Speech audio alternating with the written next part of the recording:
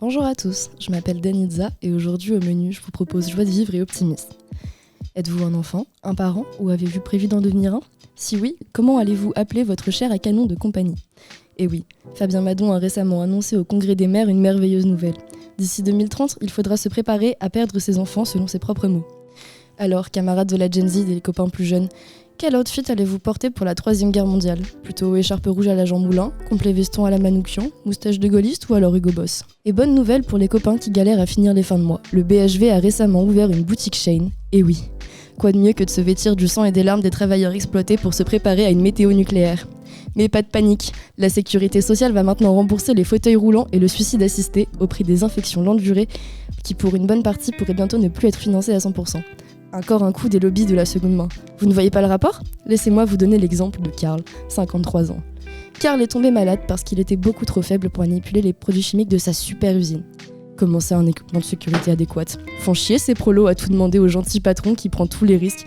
Les dividendes records ne vont pas se faire toutes seules. Vous avez qu'à mieux travailler à l'école. Bref, mon pauvre Carlos, maintenant, il peut plus travailler et son système nerveux l'empêche de pouvoir se mouvoir correctement. Mais bonne nouvelle, l'État va lui fournir un super fauteuil tout neuf.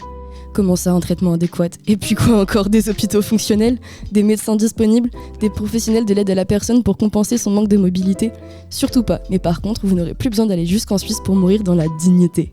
Et une fois que notre pauvre Karl aura reçu sa dernière picouse, il pourra rendre son fauteuil et arrêtera de nous coûter de la thune dans les caisses de la sécurité sociale. Bah ouais, faut pas déconner, on a des guerres à financer. Vous savez combien ça coûte d'avoir des missiles à charge, vous ? Heureusement que nos petits copains israéliens continuent de bombarder la Palestine et le Liban en se fournissant chez Dassault. Sinon, comment l'Assemblée nationale pourrait continuer de remplir son super bar ? Enfin, je vous rassure, la solution est toute trouvée, on va tous se cotiser et payer une toute petite taxe de confort sur nos toilettes. Je vous avoue que je ne dormais plus depuis que je savais que les droits sociaux de mes responsables politiques préférés étaient menacés. Piou, ça va beaucoup mieux maintenant. Du coup, quelle couleur vous avez choisir votre chambre, vous ?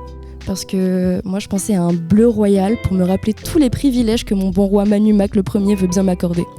Et quel privilège ! Vous vous rendez compte que vous vous déplacez tous les jours dans des rues où 3 millions de logements inhabités sont dispersés ? Et l'Observatoire des inégalités a estimé à 100 000 le nombre de personnes ayant eu recours au 115 en 2024. Franchement, il n'y a pas à dire. Merci à notre bon roi de nous permettre de faire autant de rencontres, créer autant de communautés et de nous rassembler autour d'une bonne vieille répression policière. Bah ouais, c'est un crime d'être pauvre, faut pas croire. Tous les petits copains de Karl avaient qu'à mieux travailler à l'école.